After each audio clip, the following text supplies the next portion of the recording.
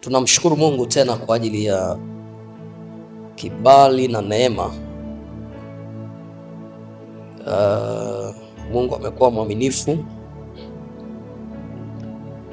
Tutaenda kujifunza neno la Mungu. Tumekuwa na somo letu zuri kuanzia siku ya Jumapili linalosema kufanywa imara katika roho. Kufanywa imara katika roho. Haleluya. Kwa hiyo tulifika kwenye kipengele fulani ambacho kwenye zile namna sasa, njia za kufanywa imara katika roho. Bwana Yesu asifiwe. Tulifikia kwenye pointi ilikuwa inazungumzia habari ya maisha ya maombi.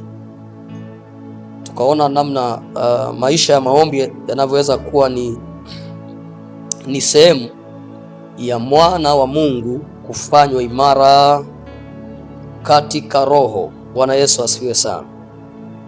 Sasa kwa neema ya Mungu leo tutaangalia pointi nyingine. Nafikiri itakuwa ni pointi ya mwisho kwenye zile pointi zetu za namna ya kufanywa imara katika roho. Tutaangalia pointi inayozungumzia habari ya ushirika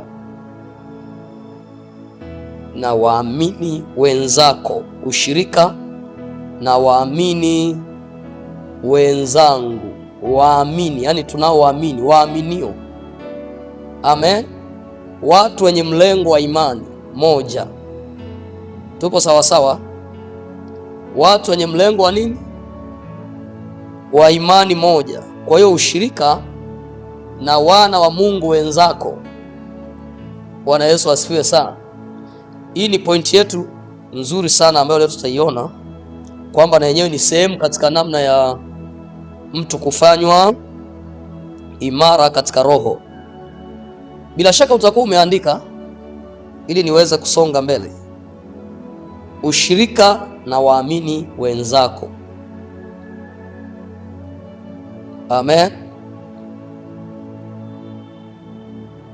Bwana Yesu asifiwe sana. Andika hivi: kuwa katika ushirika mzuri wa kanisa au wana wa Mungu wenzako wanaoomba au wenye maisha ya uchaji. Kuwa katika ushirika mzuri wa kanisa au wana wa Mungu wenzako wanaoomba au wenye maisha ya uchaji. Amen. Unaweza kutiwa nguvu na kujengwa kiroho. Unaweza kutiwa nguvu na kujengwa kiroho. Amen.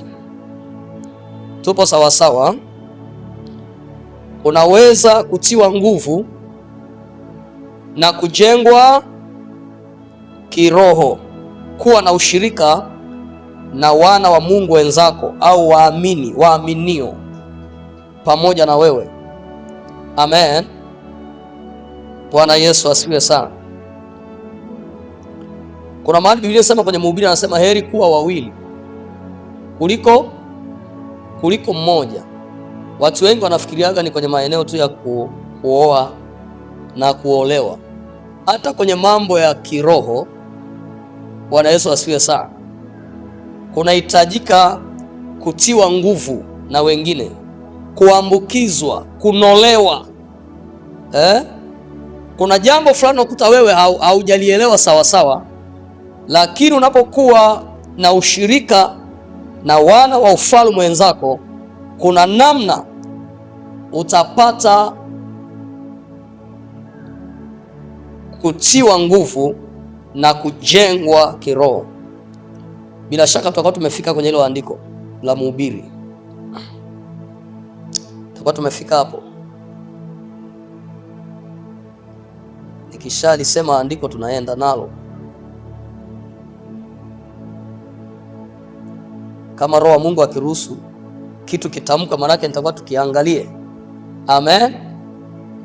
Bwana Yesu asifiwe sana. Yes, Biblia inasema Mungu akawatazama na kuwaangalia. Kwa hiyo tukilisikia tunaliangalia. Yes, twende hapo mtu wa Mungu tuweze kuanza nalo hilo andiko. Nasema heri kuwa wawili.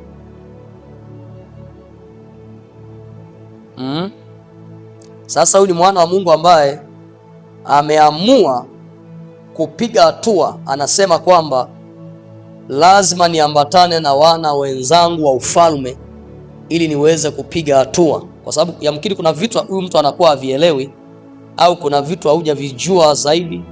Unahitaji kujiambatanisha na wengine ambao wana mlengo mmoja na wewe kwenye masuala ya imani, kwenye ukiroho, kwenye uchaji, ndipo uweze kupiga hatua. Utakuwa umefika hapo, mtumishi wa Bwana, ili tusonge mbele. Anasema ndio kitabu cha Mhubiri sura ya 4 mstari wa 9. Afadhali kuwa wawili kuliko mmoja, afadhali kuwa wawili kuliko mmoja, maana wapata ijara njema kwa kazi yao. Yes, haleluya, wapata ijara njema kwa kazi yao. 10 anasema yes, kwa maana wakianguka mmoja wao atamuinua mwenzake, lakini ole wake aliye peke yake aangukapo, wala hana mwingine wa kumuinua. Hana mwingine wa kumuinua. Sasa fikiria mtu aliyejitenga mwenyewe, anasema anamtegemea Roho Mtakatifu, Mungu Baba na Yesu Kristo. Mstari wa 11. Yes. Tena wawili wakilala pamoja, hapo watapata moto. Hapo sasa ni masuala ya ndoa, mtu wa Mungu. Bwana Yesu asifiwe. Hii imehamia kwenye masuala ya ndoa sasa. Wamesema ni kulala, sio kukaa. Bwana Yesu asifiwe sana. Ule tulipoanzia huko inatuhusu, huku kwingine huku ni masuala ya nini? Ni masuala ya kwenye ndoa. Bwana Yesu asifiwe sana.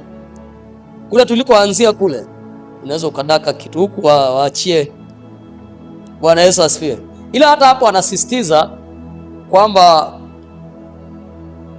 wewe ambaye bado yamkini unakaa peke yako unajiwazisha, unaweza ukaomba zaidi, Bwana akakukumbuka. Amen. Tupo sawa sawa. Kwa hiyo tumeona hapa pointi yetu, heri kuwa. Sasa wawili, inawezekana wasio wawili, kama wawili wakawa wengi, ila tu ameanzia. Na hata kuna mahali Biblia inasema kwenye Mathayo pale 18 kuanzia mstari wa 18, anasema ukiendelea mstari mwingine anasema wakutanikapo wawili watatu kwa jina langu, Yesu yuko hapo. Amen. Tupo sawa sawa. Kwa hiyo wanapokutanika wawili watatu kwa jina la Bwana, kuna namna huyu mtu ataimarishwa, kuna namna huyu mtu kutakuwa na joto fulani la kiroho. Amen. Tupo sawa sawa. Kuna namna huyu mtu maisha yake ya kiroho, hata kama ulikuwa uwezi kuomba, kutana na watu wanaoomba na wewe unavuviwa. Amen. Unavuviwa huo moto wa Roho Mtakatifu, unaanza kuomba. Haleluya. Biblia inasema chuma unoa chuma. Sijaiona chuma kinanoa ubao. Bwana Yesu asifiwe sana. Kwamba mtu amepeleka panga linanolewa na ubao au mti. Chuma unoa nini? Chuma. Kwa zile cheche zinapotoka, kuna msuguano fulani unatokea, ndivyo ambavyo chuma kinanolewa. Bwana Yesu asifiwe sana. Kwa hiyo hata sisi pia wana wa Mungu tuna namna fulani ambayo tunapaswa kuona umuhimu wa kuwa na ushirika na waamini wenzetu, waaminio wenzetu, tena wenye sio tu waaminio peke yake, ila mtu mwenye mlengo fulani ambao amejidhabihu kwenye masuala ya ufalme. Bwana Yesu asifiwe. Amen. Amen. Ukiangalia tena kwenye kitabu cha Waibrania 10:24 mpaka 25. Waibrania sura ya 10 mstari wa 24 mpaka 25. Tutaona hapo. Twende hapo Waibrania sura ya 10 mstari wa 24 mpaka 25.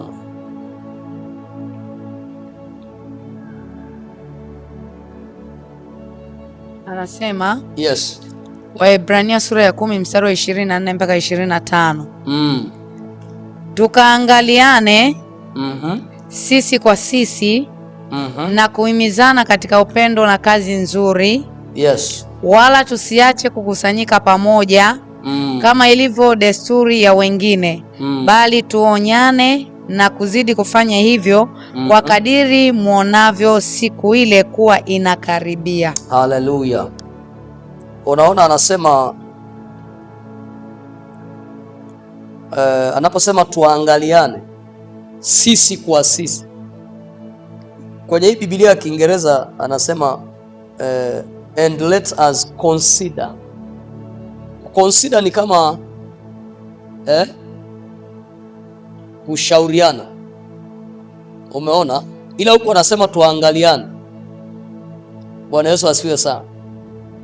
Kumbe tunapokutanika waaminio tunashauriana. Ninaweza nikashare jambo na mwana wa Mungu wa ufalme, naweza nikashare jambo naye, kuna kitu ambacho mimi sikielewi, naweza nikamshirikisha akanishauri akanisaidia mahala fulani, lakini ningebaki peke yangu, kuna mambo yangenilemea. Mungu atusaidie sana. Ni sawa na tofali ambalo limejitenga mbali, ni rahisi kufanyaje? Kuvunjwa, yani liko tu huko barabarani limejitenga. Bwana Yesu asifiwe sana. Hivi unaona mfano hili jengo limejengwa, matofali yameungana hivi, mpaka uyavunje yote utakuwa na kazi kubwa, lakini limoja ni rahisi sana kulivunja. Kwa hiyo hata adui shetani anapotaka kumharibu mtu anamtenga, anaanza kumwambia kwamba unajua pale kanisani hawakujali, hawakupendi, wewe kaa tu nyumbani, si unaomba, unajua kuomba. Kwa hiyo anamtenga ili baadaye amtengenezee mfumo fulani wa kuanza kumpiga. Sasa na mpaka aje arudi, huwa inategemea. Ndio maana mtu yote ambaye ameacha kwenda kanisani mpaka aje arudi kanisani anahitaji awe na moyo kama wa Petro wa kutubu, moyo wa toba. Amen. Awe na moyo wa nini? Moyo wa toba. Bwana Yesu asifiwe. Petro alipomkana Yesu baadaye alitubu. Sasa hata wakati mfano mnyama simba anapotaka kukamata swala au anapotaka kukamata nyumbu, lazima amtenge na wenzake, awe mmoja. Lakini akiwa kwenye kundi hivi hawezi kuwakamata, si wote wanakuwa wanamwendea. Bwana Yesu atusaidie sana. Kwa hiyo sasa tunaona hapa, jambo la kwanza tunapokusanyika pamoja kama wana wa Mungu, kuna kushauriana. Amen. Tupo sawa sawa? Anasema muangaliane. Maana yake kushauriana. Kuangaliana ni namna kwamba tunamwangalia mwingine, maisha yake ya kiroho yakoje. Mbona hauombi kama zamani? Mbona ni kama unapoapoa bwana? Kuna shida gani? Ndio namna tunapomwangalia mtu. Bwana Yesu asifiwe sana. Mbona zile nidhamu zako za mwanzo ulizokuwa nazo, ule upendo uliokuwa nao ni kama umepungua? Ndio tunapomwangalia kwa upendo. Sasa tupo sawa sawa, sio kwamba tunamlaumu au tunamhukumu, ni kwa upendo, tunamrejesha kwa upendo. Amen, amen. Jambo la pili ni nini kwenye ile andiko letu la Waebrania? Jambo la pili ni nini? Anasema tukaangaliane sisi kwa sisi. Unaona hapa anaposema sisi kwa sisi, maana yake waaminio kwa waaminio, wana wa ufalme kwa wana wa ufalme wa Mungu, sisi kwa sisi. Amen. Bwana Yesu asifiwe sana.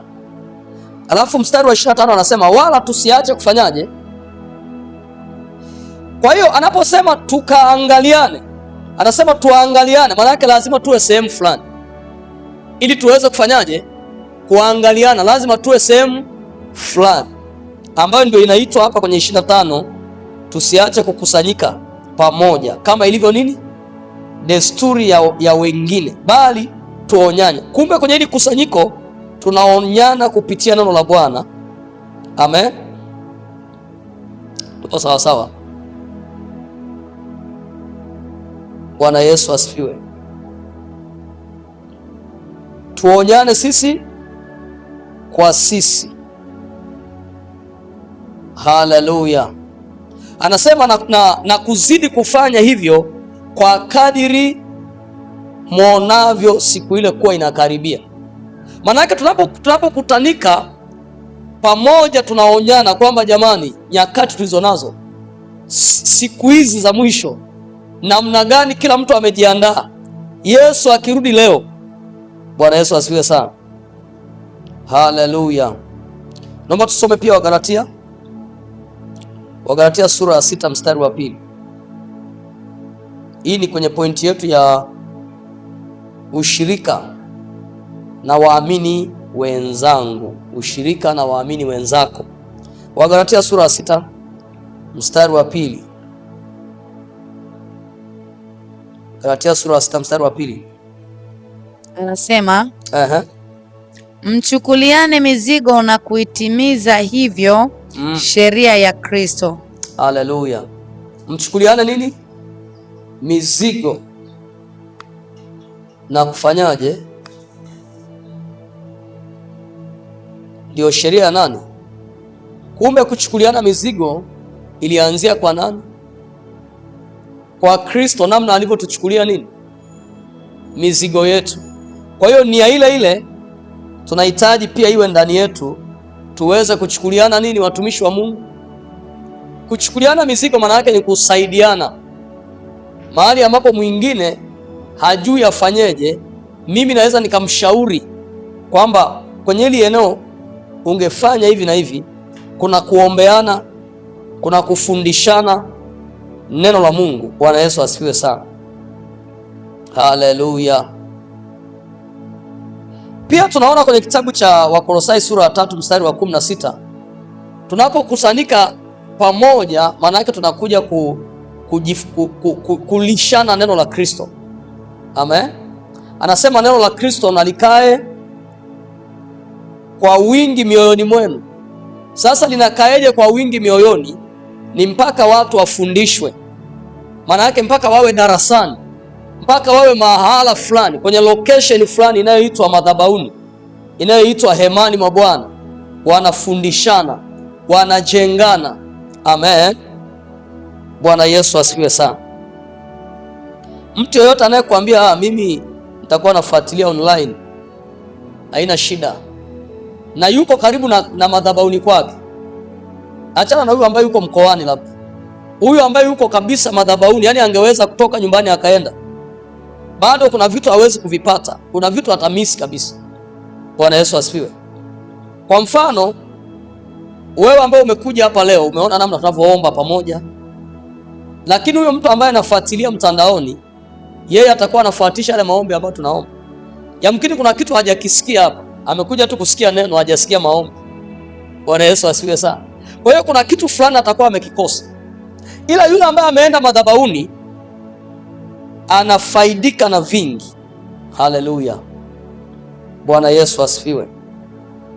Umeandika Wakolosai 3:16. Amen.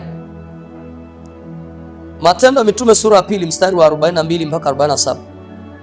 Matendo ya Mitume sura ya 2 mstari wa 42 mpaka mstari wa 47. Naomba tusome hapo. Matendo ya Mitume sura ya 2 mstari wa 42 mpaka 47. Anasema wakawa wakidumu katika fundisho la mitume na katika ushirika. Wakawa wakifanyaje? Wakidumu. Unaelewa maana yake? Wakidumu, yani kila siku kwenye jambo lile lile, fundisho, wakidumu. Yani sio kitu cha siku moja wakaacha, sio kitu labda cha wiki moja wakaacha, wakidumu. Wakawa na mwendelezo wa hayo maisha ya kujifunza. Amen. Kwenye fundisho la nani? La mitume. Sasa fundisho hili la mitume nao walilitoa kwa nani? Kwa Yesu. Maana yake wana picha fulani ya maisha ya Bwana Yesu. Haleluya. Endelea hapo. Endelea hapo. Anasema wakawa wakidumu katika fundisho la mitume na katika ushirika na katika kuumega mkate na katika kusali na katika kuumega mkate na katika kusali na kila mtu akaingiwa na hofu. Ajabu nyingi na ishara zikafanywa na mitume. Na wote walioamini walikuwa mahali pamoja. Na kuwa na vitu vyote shirika. Wakiuza mali zao na vitu vyao walivyokuwa navyo na kuwagawia watu wote kama kila mtu alivyokuwa na haja. Haleluya. Na siku zote kwa moyo mmoja walidumu ndani ya hekalu. Walidumu ndani ya nini? Ya hekalu. Haleluya. Haya ndio maisha ambayo yaliwafanya wawe ni watu ambao kwenye kizazi chao walileta matokeo makubwa. Bwana Yesu asifiwe sana. Kuna watu ambao mimi najifunza kwenye Biblia, Anania na Safira, maisha yao wale, kuna namna fulani ni kama watu ambao hawakuwa na nidhamu. Ndio maana vitu vyao walivyokuwa wanavifanya vinaenda tofauti na wenzao. Bwana Yesu asifiwe. Haleluya. Anania na nani? Na Safira. Fikiria mwingine anaenda amewahi sui baada ya yule mwingine amekuja kinyume nyume. Yaani familia yao yenyewe haikuwa na malezi sui mazuri. Mungu atusaidie sana. Sasa unaona watu ambao walikuwa wamekubali kujitisha na namna ambavyo maisha yao yalikuja yakaleta badiliko kwenye mji. Bwana Yesu asifiwe. Kuna maana fulani tukiwa shirika wana wa Mungu, hata eneo tu lenyewe ambalo tunafanyia ibada litakuwa ni eneo ambalo kwenye ulimwengu wa roho linaweza kuleta matokeo kwenye mji. Bwana Yesu asifiwe.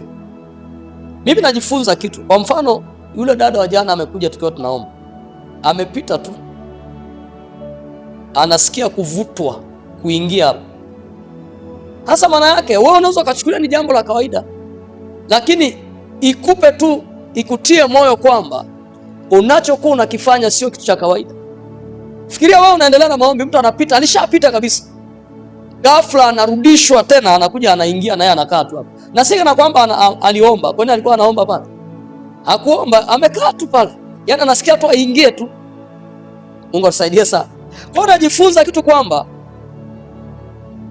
maisha ya ukiroho, namna ambavyo watu wanaweza wakawa na shirika wakania mamoja, wanaweza wakageuza mji, wanaweza wakapindua mji. Bwana Yesu asifiwe. Haleluya. Naomba tusome Zaburi 133 mstari wa kwanza.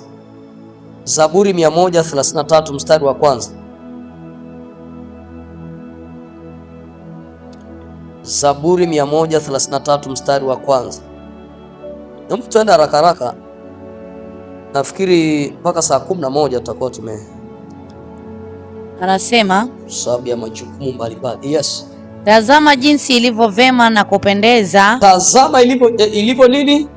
Tazama jinsi ilivyo vema na kupendeza. Tazama jinsi ilivyo vema na kupendeza. Ndugu wakae pamoja kwa umoja. Ndugu wakae pamoja kwa umoja. Kwa umoja. Ndugu wakae pamoja kwa umoja. Maana yake hawezi wakakaa tu anaangaliana hivi. Kuna jambo fulani la kiroho analifanya. Na hilo ambalo wanalifanya la ukiroho linaenda kuimarisha roho zao. Bwana Yesu asifiwe sana. Haleluya. Sawa, sasa naomba tuende kwenye kipengele kinachosema faida za kuwa imara rohoni. Faida za kuwa imara rohoni. Naomba tuweze kuangalia hiki kipengele kwa sehemu. Faida za kuwa imara rohoni au kufanywa imara rohoni. Kwa sababu tukisema kuwa imara rohoni sio automatically tu. Kuna wajibu ambao mtu mwenyewe ameufanya mpaka akafanywa imara. Kwa maana hiyo tungeweza kuweka kwamba faida za kufanywa imara, si kuna wajibu fulani mimi nimewajibika ndipo nikafanywa imara rohoni. Kama tulivyotoka kule kuangalia habari ya maisha ya maombi, kusoma neno, ushirika na waamini wenzangu, maana yake ni wajibu fulani mimi mwenyewe naamua kusimamia. Bwana Yesu asifiwe sana. Sawa, andika hivi. Kuwa imara rohoni kunakupa utulivu wa ndani. Kuwa imara rohoni kunakupa utulivu wa ndani. Kuwa imara rohoni kunakupa utulivu wa ndani, yaani ndani ya moyo wako, ndani ya mtu wa ndani. Sasa yule mtu wa ndani anakuwa na nini? Na utulivu, sio ndani kwenye nyumba kule ya unapokaa, yaani ndani ya mtu wa ndani. Haleluya! Huyu mtu wa ndani anakuwa na utulivu wa ndani. Hata kama huku nje kunaweza kukawa na dhoruba fulani, kunaweza kukawa na changamoto, lakini kwa sababu ndani yuko imara, anaweza kuwa kukabiliana na mambo yaliyoko nje, kwa sababu ana uimara wa ndani. Na namna hata ya maamuzi atakayoyachukua ni maamuzi ambayo yako kwenye hekima ya neno la Mungu, kwenye hekima ya kiungu, kwa sababu ndani yake huyu mtu ni mtu ambaye yuko imara. Haendeshwi na upepo wa nje, haendeshwi na mihemko ya nje, haendeshwi na vile anavyovisikia. Anaamuliwa na hali ya ndani. Bwana Yesu asifiwe sana. Biblia inasema amani ya Kristo ipitayo akili za wanadamu iamue mioyoni mwetu. Amani ya Kristo iamue mioyoni mwetu. Manake hii sio amani ya kawaida, ni amani ya Kristo ambayo yenyewe inaleta utulivu wa ndani. Kwa hiyo hata maamuzi nayo yaamua yanakuwa sio maamuzi tu kwa sababu ni ya yale ambayo nayaona kwa nje, ila ni hekima fulani kutokea ndani yangu, na hiyo hekima imetokana na kufanywa imara kunakotokana na masuala ya kiungu, mambo ya kiungu. Bwana Yesu asifiwe sana. Tuko sawa sawa? Sasa aishi tu kuwa na utulivu wa ndani, pia nguvu ya kukabiliana na changamoto bila kukata tamaa. Huyu mtu ambaye anakuwa ameifanywa imara ndani, tunaona jambo la kwanza ana utulivu wa ndani, alafu jambo lingine ni kuwa na nguvu ya kukabiliana na changamoto bila kukata nini? Bila kukata tamaa. Haleluya, tupo sawa sawa. Kuwa na nguvu ya kukabiliana na changamoto bila kukata tamaa, na hekima ya kufanya maamuzi sahihi. Hili ni jambo la tatu, hekima ya kufanya maamuzi sahihi. Unajua, mtu ambaye hana utulivu anaweza akaamua mambo ambayo baadaye anaanza kujutia, kwa sababu alifanyia maamuzi kwenye yani kwenye kutokuwa na utulivu, kwenye dhoruba. Yani ni sawa na mtu ambaye amekasirika. Yale maamuzi atakapoyafanya kwenye hasira, maana yake hayatakuwa na, yanaweza yakawa ni maamuzi yenye uharibifu. Sasa baadaye hasira ikitulia, ndo hivi hapa nimefanyaje? Hasa ndio maana tunajifunza kwamba faida za mtu akifanywa imara ndani yake rohoni, hata maamuzi yake anakuwa ni maamuzi ambayo anayafanya katika namna ya utulivu. Anaweza kukabiliana na changamoto bila kukata nini? Bila kukata tamaa, na pia anaweza kufanya maamuzi sahihi. Bwana Yesu asifiwe sana. Amen. Na hii wana wa Mungu pia inasaidia hata kujenga inasaidia hata kujenga afya bora ya akili. Haishi tu kiroho. Bwana Yesu asifiwe sana. Utakuja kujifunza kitu, mtu yoyote ambaye hana uimara wa ndani huwa anaweza kuathirika mpaka akili yake. Yaani unaweza kuona ni mtu anayehama kwa sababu kule ndani hana nini? Hana uimara. Yaani akikutana na dhoruba fulani, unaona mpaka akili yake ni kama, yaani anaweza akafanya matukio fulani mpaka mnashangaa ndio huyu. Mungu atusaidie sana. Kwa hiyo kufanywa imara ndani kunapelekea hata kuwa na, inasaidia hata kujenga afya bora ya akili, sio tu kiroho tu. hata kawaida kabisa hivi, akili yako kabisa inakuwa na utulivu. Bwana Yesu asifiwe sana. Haleluya. Ndio maana usije ukamlaumu mtu ambaye anaweza akawa anabadilika badilika. Inabidi umsaidie kwenye eneo la kufanywa nini? Imara. Yaani mtu ambaye anaweza akakutana na kitu kikamhamisha. Yaani unaona kabisa mtu amehama total. Yaani amehama. Yaani ashikiki tena. Yaani ni sana mtu labda amekutana na mfano mwako, unaga mtu labda amefiwa na yeye amezimia. Unajua ile si hali ya kawaida. Mungu atusaidie sana. Ile sio hali ya nini? Yaani ule mtu ndani hana uimara. Yaani mtu amepatwa na changamoto, labda amefiwa mpaka akazimia. Na yeye amezimia kabisa. Wanaanza kumwagia maji. Yule mtu ile hali asipoishughulikia haiwi hali ya kawaida. Kuna shambulizi ambalo baadaye unashangaa mtu anaanza kupatwa hata na mashambulizi ya moyo. Wanasema heart attack.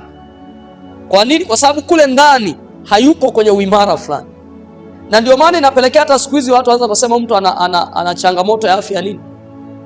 Ya akili. Mungu atusaidie.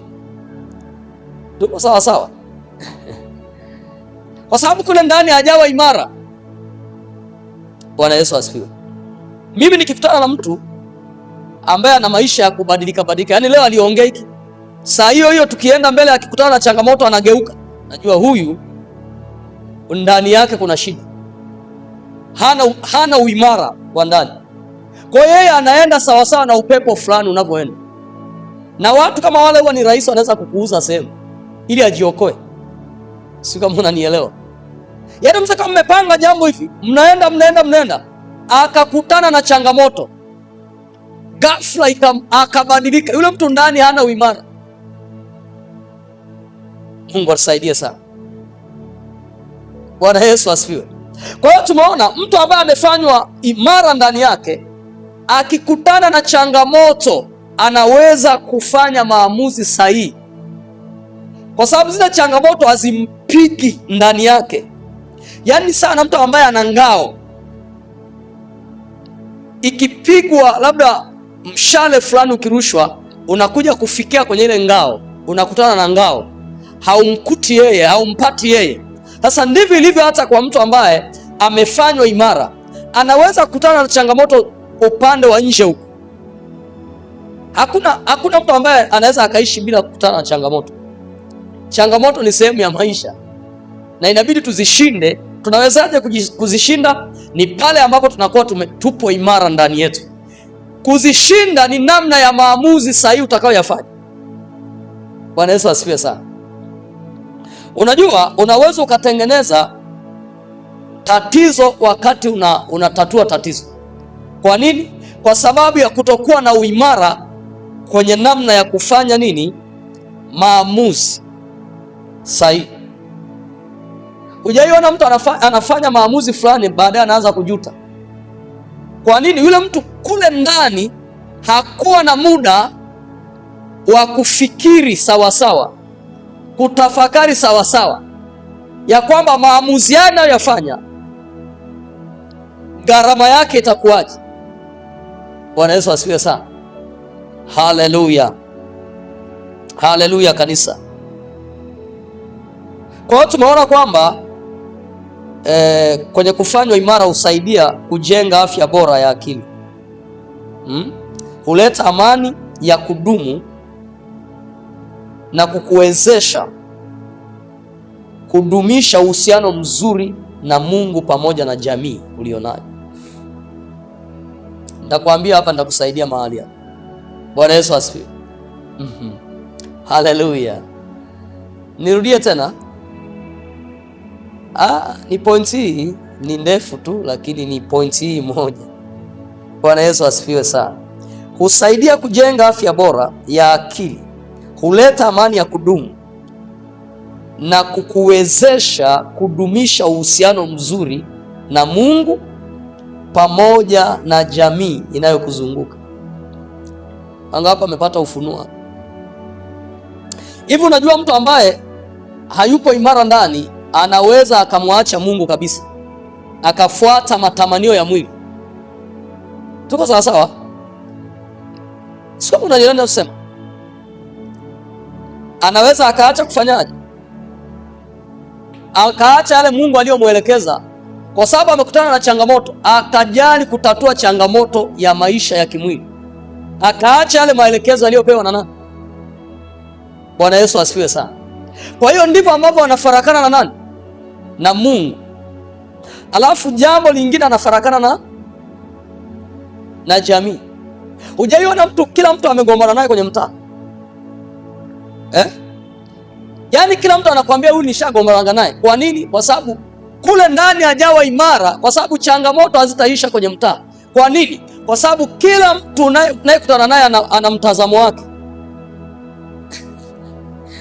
Mungu atusaidie sana.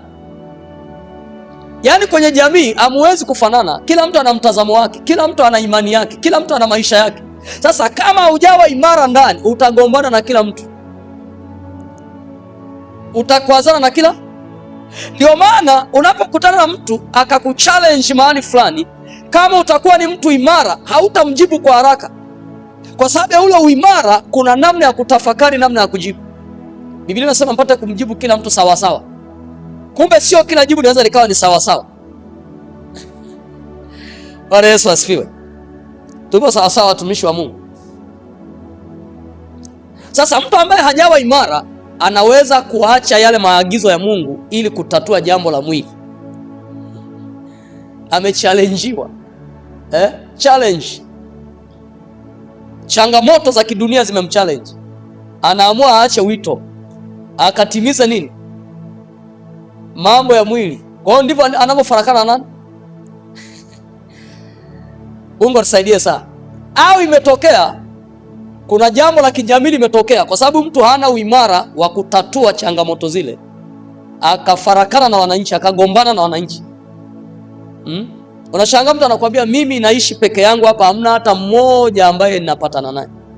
Shida sio wale watu, shida ni huyo mtu. Unakuta ndani hana uimara kwa sababu kwenye jamii, watumishi wa Mungu, yani hauwezi kukwepa masuala ya changamoto kwa sababu hatufanani.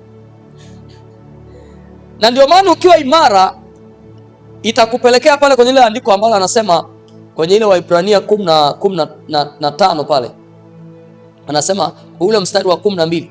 Anasema tafuteni, ni 14. Anasema tafuteni kwa bidii kuwa na amani na watu wote. Hauwezi kutafuta kwa bidii kama haujawa imara. Kwa sababu utashangaa huyu amekukwaza, huyu hapa amesema hivi. Kwa hiyo ile namna ya kutokuwa imara utayachukua yale mambo yaanze kukusumbua, yaanze kukutesa, na utakuwa na hila na kila mtu, kwa sababu hauna uimara wa ndani wa kuchuja, wa kuchakata. Mungu atusaidie sana. Sasa umeelewa hapa? Sasa huyu mtu ambaye hana uimara ni rahisi sana hata kuvamiwa na magonjwa ya moyo, pressure, kwa sababu hana uimara. Yaani kila kitu kinachokuja yeye kinampiga, kinamwathiri. Kuna mtu ananielewa? Hana kinga yote ndani. Mungu atusaidie sana. Mithali 24:10. Mithali 24:10.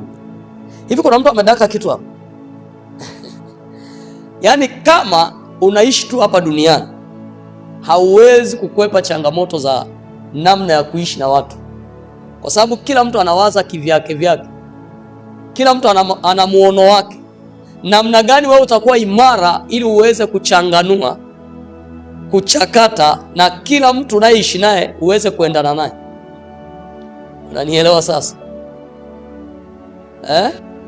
Inahitaji akili kubwa. Bwana Yesu asifiwe. Mimi nimeonaga mtu amejitenga, yani mwenyewe anakaa mwenyewe, kila mtu amegombana naye, anakuambia yule hapana, yule.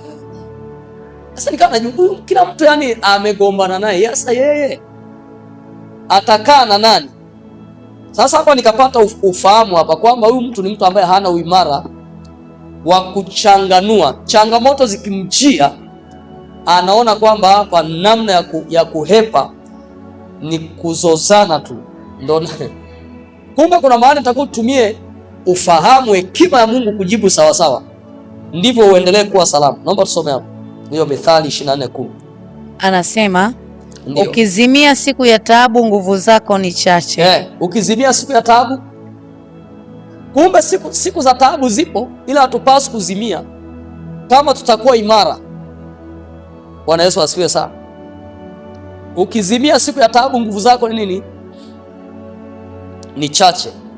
Kumbe siku ya taabu, changamoto zipo, ila hatupaswi kuzimia kama tutakuwa imara.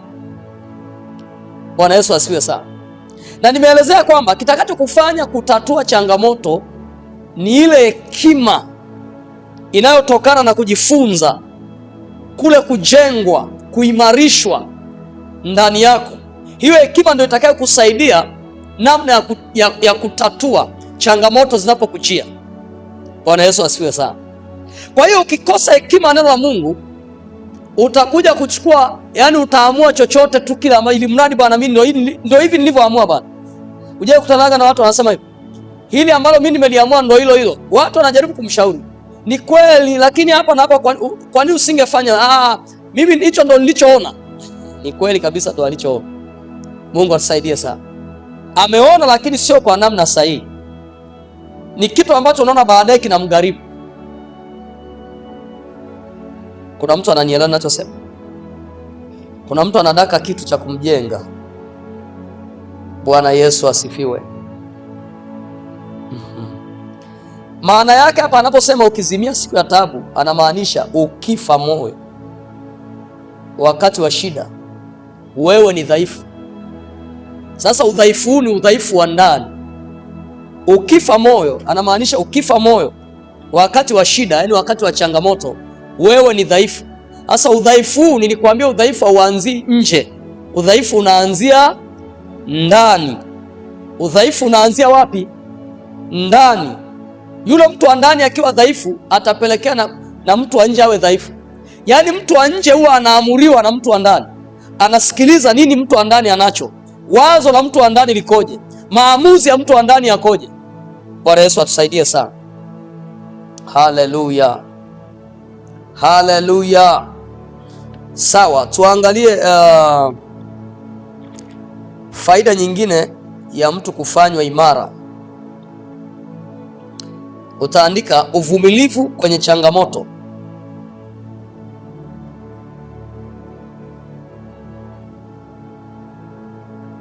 Uvumilivu kwenye changamoto. Hii kitu nairudia sana. Bwana Yesu asifiwe. Uvumilivu kwenye nini? Kwenye changamoto. Kiongozi mzuri kwenye maeneo yote utamjua siku ya nini?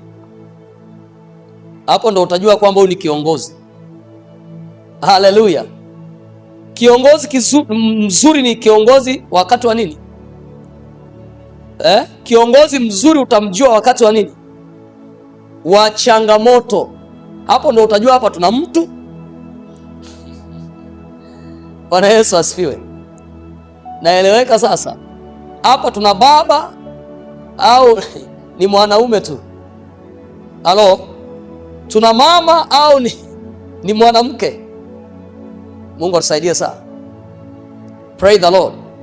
Sasa hapa ndo hata wewe mwenyewe ukitaka kujijua kwamba umekuwa ni kiongozi imara kiasi gani ikitokea changamoto, wewe ni mtu unaweza kujipimia hapo.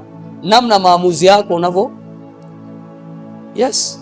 Jipimia hapo kwamba hapo kwenye ile eneo nimeimarika au bado napaswa kujitafuta. Haleluya. Kwa hiyo tumeona faida nyingine ni nini? Uvumilivu kwenye changamoto. Andika hivi, kuwa imara rohoni hukupa uwezo wa kipekee wa kuhimili majaribu, maumivu au misukosuko ya maisha bila kupoteza mwelekeo. Nitarudia tena. Kuwa imara rohoni hukupa uwezo wa kipekee wa kuhimili majaribu, maumivu au misukosuko ya maisha bila kupoteza mwelekeo. Bila kupoteza nini? Mwelekeo. Haleluya. Haleluya. Ndio maana Biblia inasema ajidhaniaye amesimama na afanyeje? na angalia sifanyaje. Maana yake ni nini? Kujiangalia, ajiangalie kutokea wapi? Ndani yake. Je, ana uimara unaweza kumfanya aendelee kuwa pale pale bila kupoteza nini? Mwelekeo. Haleluya. Kwa hiyo tumeona kwenye hili eneo la uvumilivu kwenye changamoto, maana yake kuwa imara rohoni hukupa uwezo wa kipekee wa kuhimili majaribu, maumivu au misukosuko ya maisha bila kupoteza nini? Mwelekeo. Wana wa Mungu, kwenye kuelekea ukuu, kwenye kujitafuta, hauwezi kukwepa maumivu. Yapo, kuna maeneo mbalimbali kabisa unakutana na kitu yani kinakufanya mpaka unasikia nini? Maumivu. Lakini kama utakuwa umefanywa imara, utakuwa umejilisha, umechukua hatua ya kufanywa imara, maana yake itakufanya uendelee kudumu kwenye mwelekeo sahihi. Haleluya, tupo sawa sawa. Bwana Yesu asifiwe. Yakobo sura ya kwanza mstari wa 2 mpaka wa 4. Yakobo sura ya kwanza mstari wa 2 mpaka wa 4.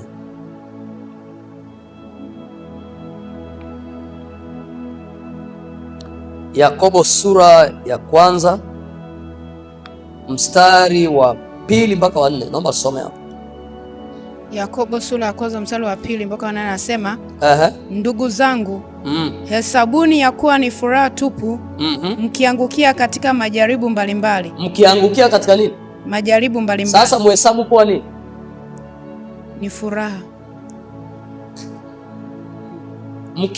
Muhesabu kuwa furaha mnapoangukia kwenye nini? Majaribu mbalimbali. Kwenye majaribu mbalimbali.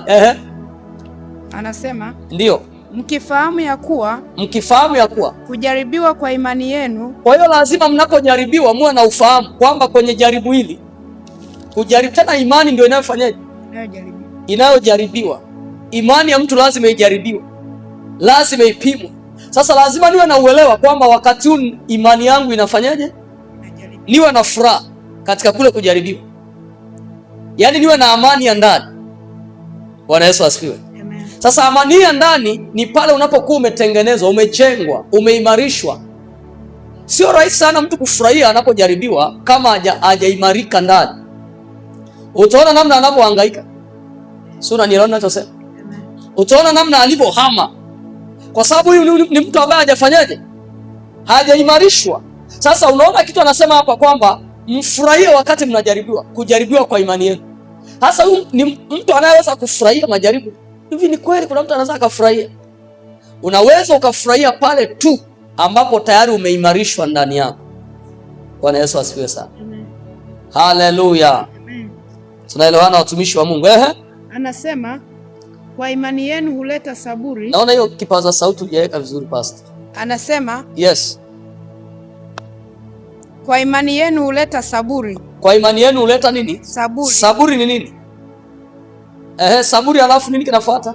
Anasema saburi na iwe na kazi kamilifu, mpate kuwa wakamilifu na watimilifu bila kupungukiwa na neno. Kwa hiyo saburi anamaanisha habari ya uvumilivu. Tupo sawa sawa? Yaani ni kama kuna kitu hapa kinatokoswa ili kiivishwe kumfanya mtu awe mtu fulani.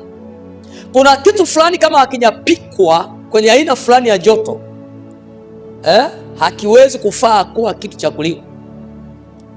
Bwana Yesu asifiwe. Kuna vitu ambavyo unaweza ukachemsha dakika 5, vingine dakika 10, vingine vinahitaji lisaa, vingine masaa. Bwana Yesu asifiwe. Sasa namna hicho kitu kinavyovumilia kwenye kutokoswa, kingekuwa kinaongea kingesema muda huu wote. Bwana Yesu asifiwe sana. Kuna mtu ananielewa ninachosema? Kwa lazima ufike mahala fulani ufurahie nini? Kujaribiwa kwako, kujaribiwa kwa imani yako. Haleluya. Sasa ili uweze kufurahi ni mpaka uwe ni mtu ambaye umefanyaje? Umeimarishwa. Amen. Uwe ni mtu uliye imarishwa. Bwana Yesu asifiwe sana. Umeimarishwa wapi? Umeimarishwa rohoni. Mtu wako wa ndani ameimarishwa.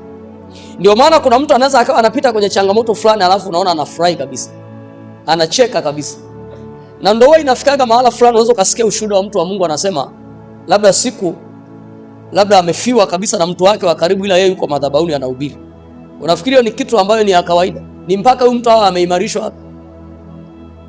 Kama hajaimarishwa ndani, anabebwa na hali ya nje. Si unanielewa ninachosema? Bwana Yesu asifiwe. Ni mpaka ndani awe amefanywa imara, ili asibebwe na hali ya nje, asibebwe na usumi ya nje. Bwana Yesu asifiwe sana. Haleluya kanisa. Mungu akubariki sana, na kwa neema ya Mungu naomba tufikie hapa. Neema nyingi zikawe kwako katika jina la Yesu Kristo. Amen.